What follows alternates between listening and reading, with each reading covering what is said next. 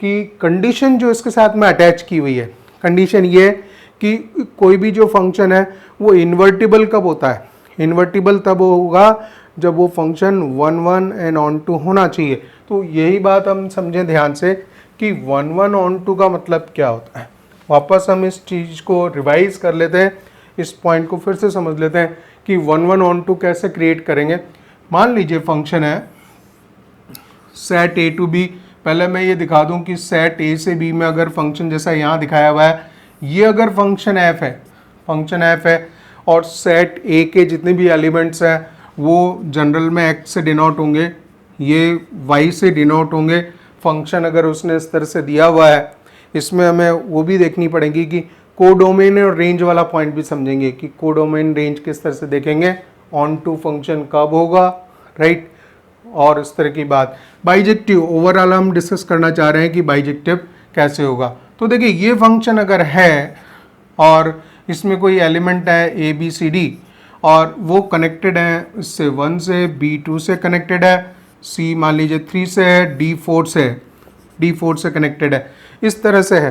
अब फंक्शन जैसा मैंने बताया 1 1 फंक्शन, वहाँ पे फंक्शन टॉपिक में भी ये चीज़ बताई थी मैंने कि 1 1 का मतलब ही यही होता है कि ये सेट ए है, सेट बी है, तो 1 1 मीन्स सेट ए का एक एलिमेंट सेट बी के एक एलिमेंट से कनेक्ट हो।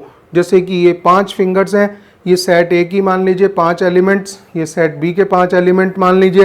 तो अगर हम इसको फंक्शन रिलेट करेंगे तो अगर इस तरह से मान लीजिए कनेक्ट किया, ये वाला एलिमेंट इससे कनेक्ट हुआ, दूसरा दूसरे से, तीसरा तीसरे से, चौथा पांचवा इस पांचवें से हुआ, तो आप सेट ए से बी में आपने जो एलिमेंट्स को एक्स की वैल्यू रखी और करस्पॉन्डिंग वाई की वैल्यूज आई, तो वो 1 1 एलिमेंट की कंडीशन बनी। ये जो कंडीशन बन रही है this is called the 1 1 condition. 1 element of set A is connected to the 1 element of set B, 1 with the 1, so this is called the 1 1 condition, right। अब बोलेंगे ऑन टू कंडीशन क्या होती है, उसको भी हम समझेंगे। पहले हम इस चीज को देख लें, फंक्शन यहाँ 1 1 है, इसमें अगर 4 एलिमेंट्स हैं एग्जाम्पल के लिए, तो 4 एलिमेंट्स ही सेट बी में है, so 1 connected with the 1, this is called the 1 1, right. On to भी समझेंगे, उससे पहले हम इन्वर्स क्रिएट कर देते हैं। देखिए अगर हम जैसा डिफाइन किया, एफ इन्वर्स ऐसे होगा, एफ इन्वर्स डिफाइन करेगा सेट बी से ए में, तो बी से ए में करेगा, तो ये वैल्यू होती थी डोमेन, ये बनता था रेंज।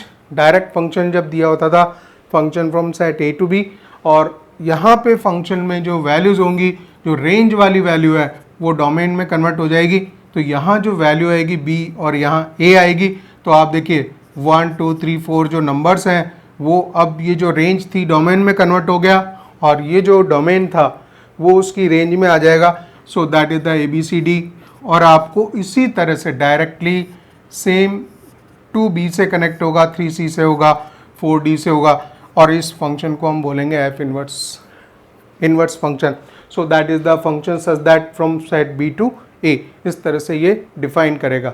अच्छा, अब हम बात करें 1 1 ऑन टू की, कि 1 1 ऑन टू कंडीशन क्या होती है, मतलब उसको हम कैसे विजुअलाइज कर लेते हैं, ग्राफिकली उस बात को समझ लेते हैं कि जब हम बोलते हैं कि 1 1 ऑन टू फंक्शन होना चाहिए, तो जो हमारे 6 इन्वर्स ट्रिग्नोमेट्रिक फंक्शंस हैं, यहाँ पे हम एक काम कर रहे हैं, इन्वर्स करेंगे किसका, जो 6 ट्रिग्नोमेट्रिक फंक्शंस हैं उनका। तो ये जो पूरा जो चैप्टर है वो खाली जो है डील कर रहा है, इन्वर्स कर रहा है किसका, ट्रिग्नोमेट्रिक फंक्शंस का। That's why it is the inverse trigonometric functions.